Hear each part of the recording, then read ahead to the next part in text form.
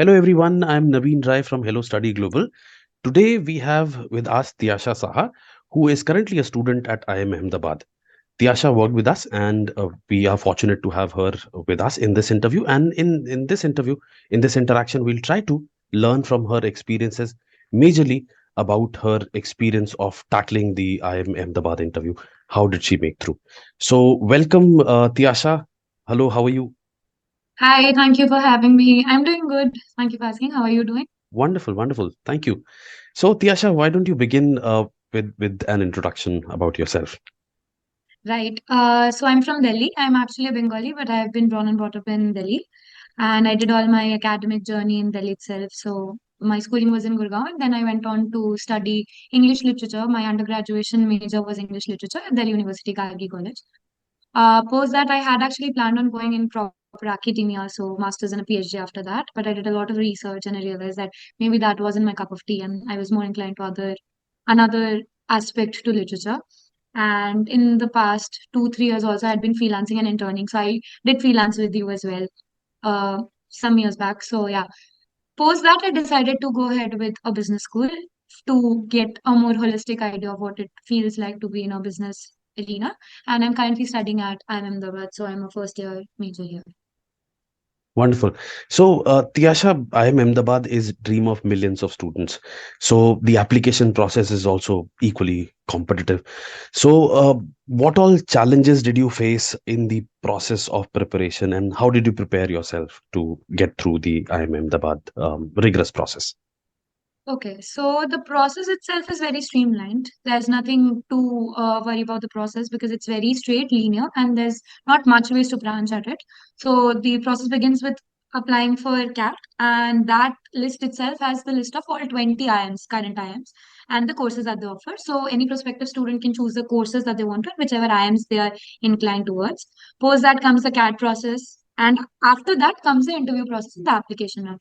So once a person gets a call, so the call that comes through from any of the IIMs is based on the percentile, but it's not just the percentile because nowadays IIMs have started giving more value to gender diversity, uh, education diversity. So it's not inclined towards engineering anymore because of a very linear formation and class structures. So now they're looking to branch out. So humanities is getting a lot of calls. Commerce is CFAs, they're getting a lot of calls.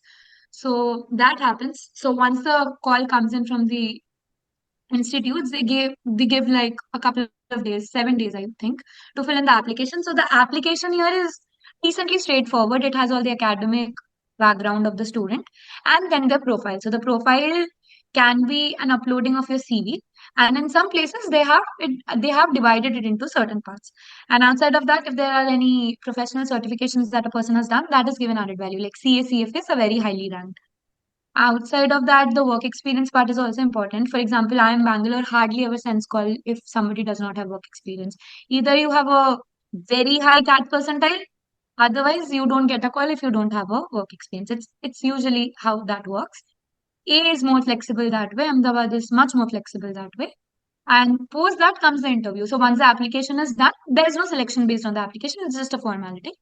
Post that the interview starts, which start in the month of February, so mid-February, and they go on till April 1st to second week for IIMs basically. Other B schools have different timelines.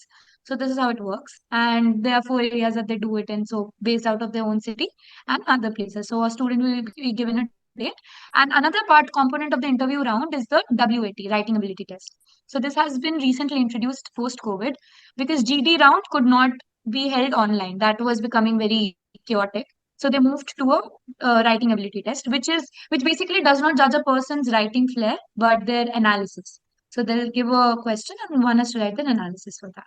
So these are the main rounds. It's pretty streamlined otherwise, I would say. Okay, let's quickly touch upon the CAT aspect. So, how much was your CAT percentile, and then from where all did you get your calls? I had a comparatively lower score in my quant part, but that got compensated. So that was offset by my VRC score because my VRC score was equal to that. So I have a percentile higher than 99. And outside of that, I had calls from ABC and LKI and all the minor IIMs as well, the baby IIMs. But yeah, once you have calls from ABC, LKI, you kind of trade off between the two, because this happens many times when somebody has a calls from a lot of places, so your interviews are likely to clash, and then they refuse to change the dates. So in that case, you have to make a trade-off there. Outside of the IIM circuit, I had calls from IIT FMS also. I did not apply to any of the privates. So I gave the interview for IIT and got through, but I did not give the interview for FMS because I had gotten through by then. So yeah. Wonderful. Tiyasha, before this, you mentioned that diversity plays an important role in the application, in the selection process, right? Diversity of profile and various other diversities. So, what do you think could have worked in your favor in the application? So I think there's a definite favor for me in this because I come from a holistic background, which is English literature. So I'm not an engineering technical person because the majority of the applications are from engineering backgrounds. They have to sort people there and choose. Whereas if people come from different other backgrounds, for example, English literature, sociology. So I have a couple of people in my batch itself this year who are from sociology. So we have sociology, we have mass comm, we have fashion technology, which are very different backgrounds.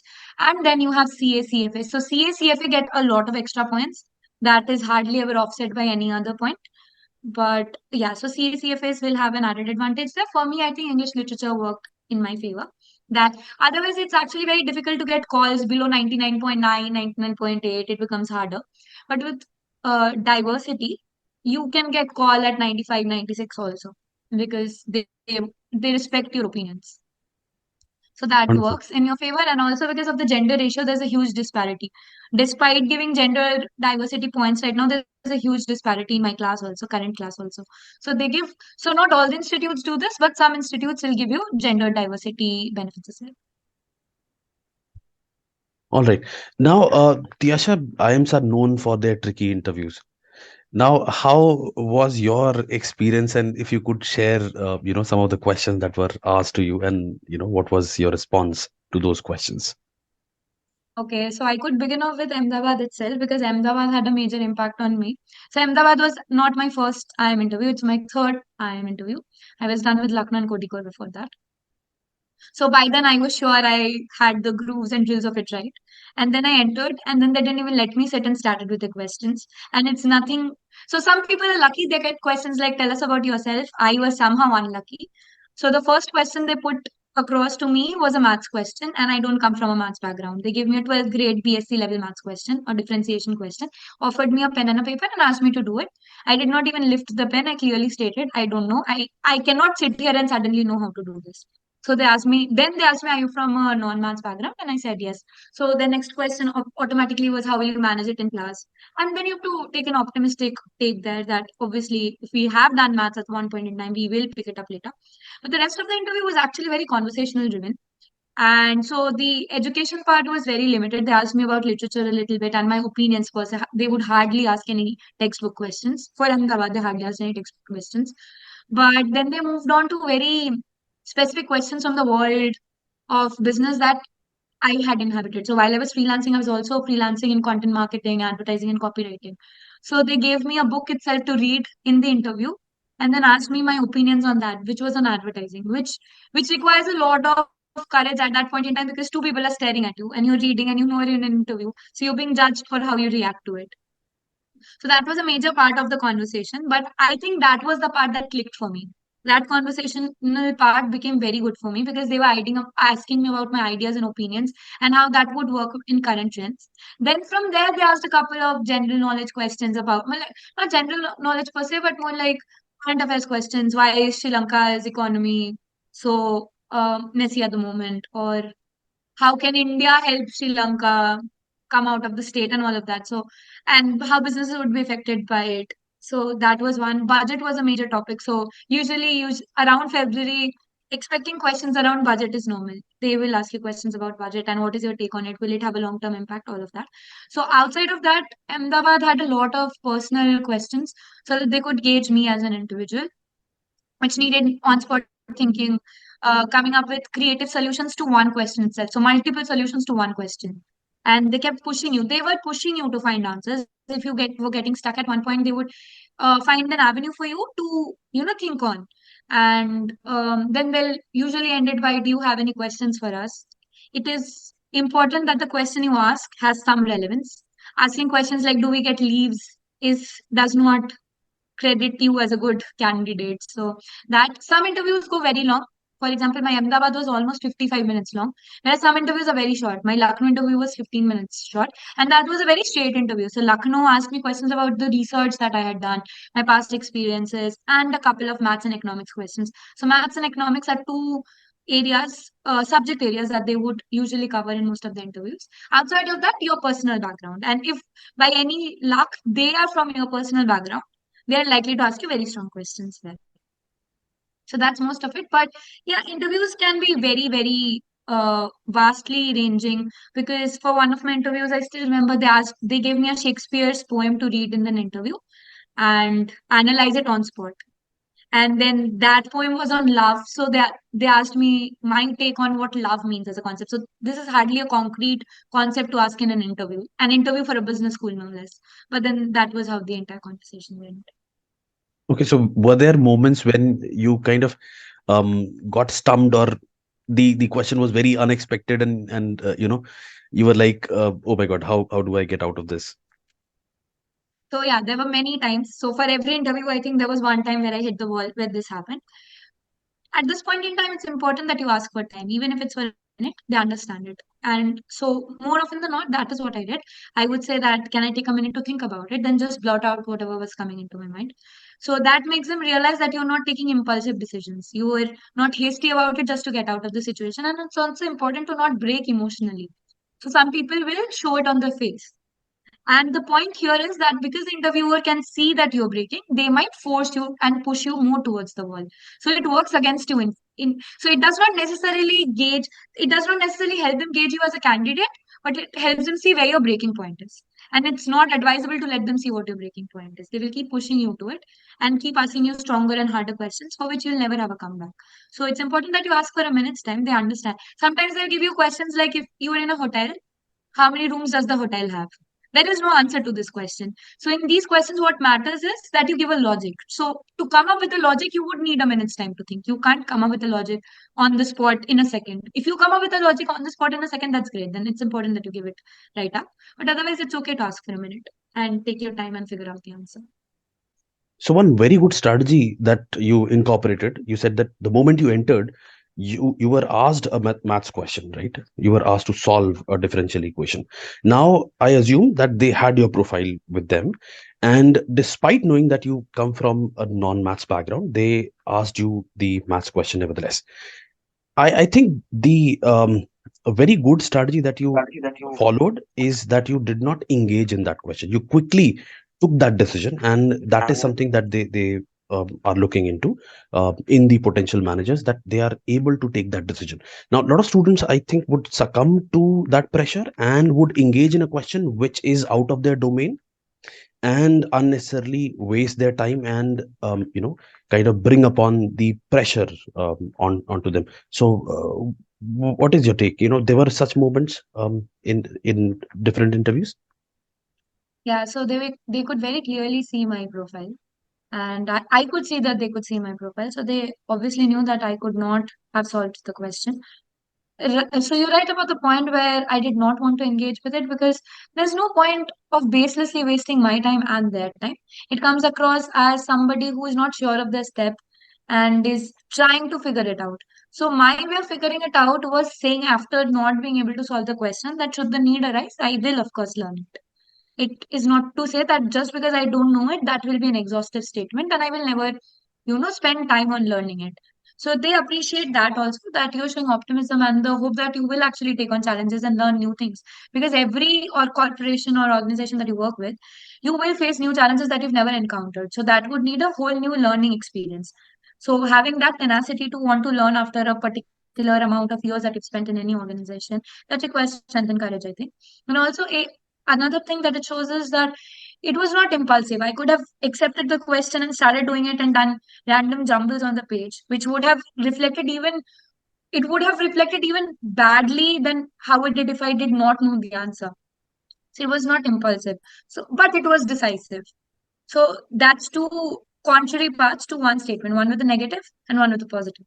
So yeah, I think that kind of adds value to the interview as well. Tiyasha, were there some whimsical questions that were asked to you?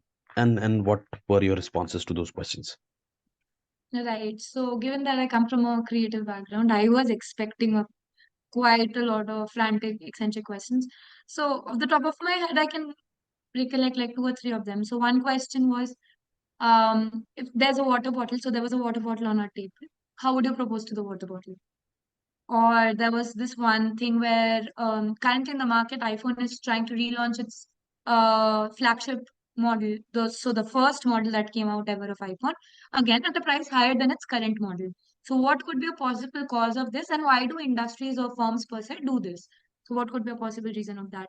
So then again, there was a huge, so in one of the other interviews, there was a huge conversation of love as a concept and its role in societal structures, constructs, and businesses. So none of these actually added to them gauging me as an individual who has skills, but also it helps them understand how I function as an individual. So if I can fit in a role that's given to me. So these are some very random questions that they will ask you. Sometimes they'll ask you questions like, you were standing on the road and there's a building in front of you, it's 12 noon. How do you measure the building's height? So at 12 noon, the first thing that will strike you is you can't see your shadow. Also, even if you can see your shadow, how do you use that to measure the building? You just have one 15 centimeter scale. So these are questions where they'll look for your logic. They'll not look for an answer or a solution. They're just looking for the fact that you are solution oriented. So that's it. Wonderful. A lot of good pointers shared. One being, you can take time, and in a situation where the question is a little tricky and you were kind of taken off guard. Wonderful. So, Tiyasha, any advice that you'd like to, apart from this, any advice that you'd like to share to the students who are preparing for the exam, like CAT, or who are preparing for IIMs? So, what would your take be, that how should they go ahead with the preparation? So I think for the cat part, it's extremely streamlined. The interview is the tricky bit. For the cat part, it's important that you study more, but then study strategically. It's important that you figure out your strengths and weaknesses early on and then play on that. Also, solving past year question papers, so mock papers, you won't get the exact question papers, but mock papers help you understand the kind of questions that come out. So you can realize which areas out of the three, so DI, LR, and Quant and VRC, which part is the strongest for you.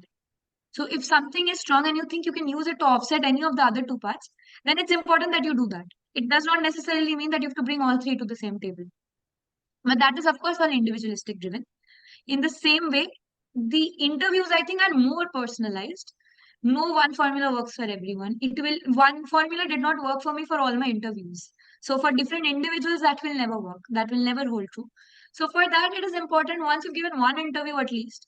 If you've given one interview already and there's gap between the first interview and the next interview, the subsequent one, you realize what you made mistakes, whatever mistakes you made in the first one, and you capitalize on that so that you don't repeat the mistakes at least. Of course, you're bound to make new mistakes again, but making the same mistake again is hardly a good factor when you are competing for a place like any of the IIMs. So that is one thing, and outside of that, there's nothing that will help you concretely prep for the interview. So for CAT, you can concretely prep for it. You can do multiple questions, multiple sets, and understand how questions come, and you will figure out a pattern for yourself. Also, by engaging with other students who are preparing with you, going through the same headspace. But in an interview, you can't concretely prepare for any of that. That is not how interview, most of the interviews don't work like that. So understanding your strengths, understanding your weaknesses there. So if you think that there are parts where some people have social issues, where some people have academic issues because they've not been in touch with their academics for a long time. For most people who are working, this might be a this might be a lag that they're currently facing. They're not in touch with the academics and they're scared that they will be asked on academics. It's important that you focus on that part more, because interviewers somehow have this tendency of understanding what works out and what doesn't work for you. It's very unlikely we find an interview who is asking you what paper did you like in your exam. If you do tell them that this is a paper I liked in my exam, there's a very high possibility they'll not ask you questions from there. They'll ask you questions from some other part. That's just the trick part. So in that case, you give a quest paper that you like in a paper that when they ask it's hard. So you have to understand, gauge the interviewers, and lying in an interview is absolutely not okay, because they will gauge it and they will hold it against you. They will trip you with different questions and you will stumble at one point in time. You can't keep lying and on top of that lie again in as stressful situation as an interview. So you will trip at some point in time. So it's important that you be candid there. Of course, not give all your opinions, not blurt them out, some amount at least, but tone them down and put it across that they can be acceptable. So, yeah. Thank you, Tiyasha. This was very helpful and quite an interesting conversation regarding your interview experience. I'm sure a lot of students are going to get a lot of benefit out of your experience. Thank you so much for joining, and everyone, to stay updated with more such content, with more such interviews. Subscribe to our channel. Thank you so much. Thank you, Tiyasha. Thank you.